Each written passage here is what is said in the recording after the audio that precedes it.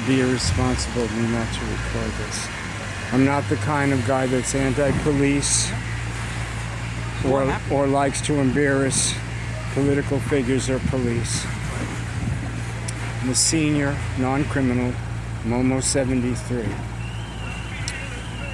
I've been evicted by Carl Lambert Investments, Westminster Plaza, who did the Horizon Apartments LLC deal. It remains the most serially violent single address in Venice. I was bludgeoned in my apartment. I was evicted without attorney after bleeding from a hate crime attack from behind. I supported you police all during the mobocracy riots. I understand it was downtown and Chief Moore and Eric Garcetti, and not the rank and file that I love. You don't know my background with the police in New York City. We lost some officers in New York City.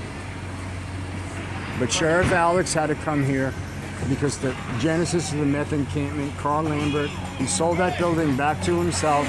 Steve Clare, Venice Community Housing, Becky Dennison, BLM, LA, all that cop hate spewing stuff, race baiting stuff, bringing Maxine Waters here, empowering violence. Unfortunately, the police are part of this, which has broken my heart and also broken my life. Thank you, sir. I know most of the officers are wonderful. And I know the neurobiology of the central nervous system, when you get a call from an assault with a deadly weapon, you don't know what's happening. You guys go like that, and I'm concerned about you guys, but you're not concerned about me. I've got neurobiology and central nervous systems because I'm under constant stress. The meth encampments grow because they know there's no cops. One comes, two comes. It's been like that for years. Crack House Jack Hoffman, who brokered the deal, Market Street, made hundreds of thousands of dollars off that dirty deal of Horizon Apartments. To himself, Steve Clare, Linda Lux, Venice Neighborhood Council, Venice Chamber of Commerce. Listen, I'm not a Monopoly player, I'm a singer-songwriter. I don't care that there's wealth, I don't care that things change, but criminal activity is being sanctioned. The big people, the arson felonies, the Surfside cocaine cartel, no police. Alex Villanueva had to come here. We got caught in the middle of politics, we still have no police.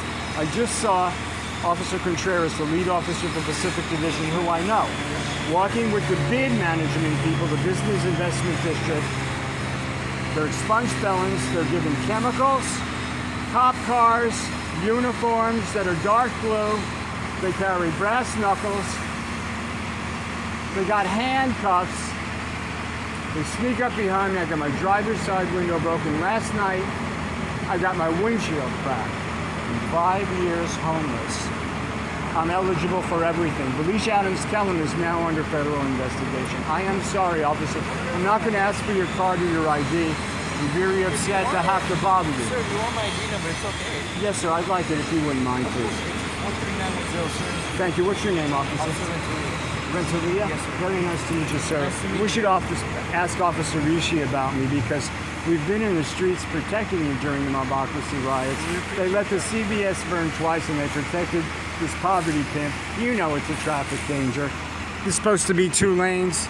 You know, the rich white people have to get drunk, the rich white people. And I don't mind, but they do it with crime. Now, Officer Contreras is walking with the bid manager, another guy of the 7 or 8 who said they were going to F me up. Because I'm 73 and a non-criminal and they think I'm easy. So how do I get justice? I bled from behind when you guys were attacked from behind. Thank God you had brothers in a union, in hospital and care, and guys like me putting hearts. When I got hurt, there was nothing. And now Officer Contreras walks away, getting schooled by the Jack Hoffman, Carl Lambert Investments, fake police.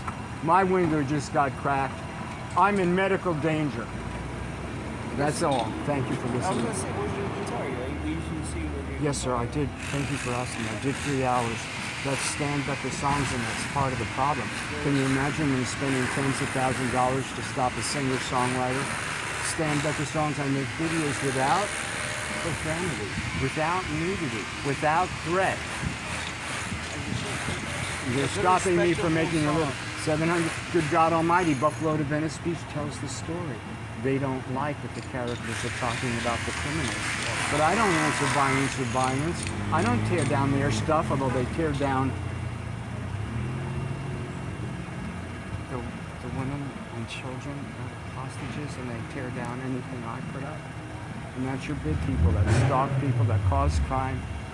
The crime is so obvious. And then when the cracked window came, I was so upset. Of course, I called the police and I got a recording and I could wait and I got a computer telling me I could.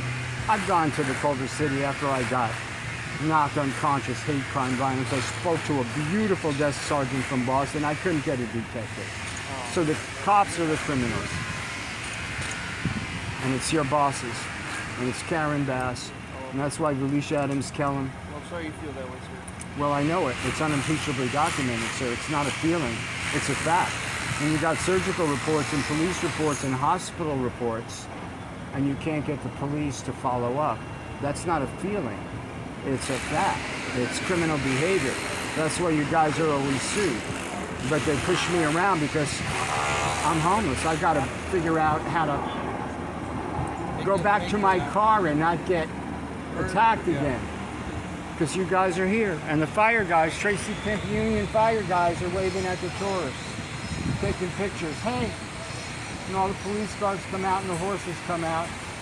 Horizon Apartments. How many officers have been deployed? How many? Several hundreds of individual officers deployed to one address between Crack House, Jack B. Hoffman Street Market and Carl Lambert's Westminster Plaza, and they control and own and profit off of all that. How many? Several hundreds. That's not a feeling. That's you guys coming in there to a suicide cluster, the blood on the floor and walking away and doing nothing. Year after year after year. There's videos of me begging 6 years ago, we're so glad you're here, we're so glad you're here.